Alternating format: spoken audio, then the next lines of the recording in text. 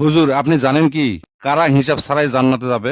এমন কিছু সৌভাগ্যবান মানুষ আছেন যারা আল্লাহর বিশেষ রহমতে কোনো হিসাব নিকাশ এবং শাস্তি ছাড়াই জান্নাতে প্রবেশ করবেন। এই ব্যাপারে হযরত মুহাম্মদ সাল্লাল্লাহু আলাইহি ওয়াসাল্লাম বলেছেন, আমার উম্মতের মধ্য থেকে ৭০,০০০ মানুষ কোনো হিসাব ছাড়াই জান্নাতে প্রবেশ করবেন। এরপর তিনি তাদের বৈশিষ্ট্য বর্ণনা করেন। তারা এমন মানুষ যারা ঝাড়ফুঁকের জন্য মানুষের কাছে যায় না, কুসংস্কার বা অশুভ লক্ষণে বিশ্বাস করে না, আগুনের ছেঁকা দিয়ে চিকিৎসা গ্রহণকে অভ্যাস বানায় না এবং সর্বদা একমাত্র আল্লাহর ওপর ভরসা করে। সহিহ আল বুখারী ৫০০৫ নম্বর হাদিস।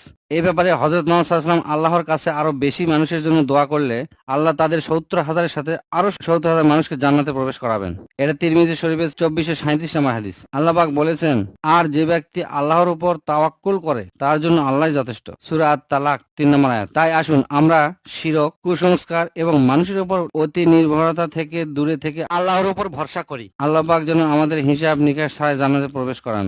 আমিন।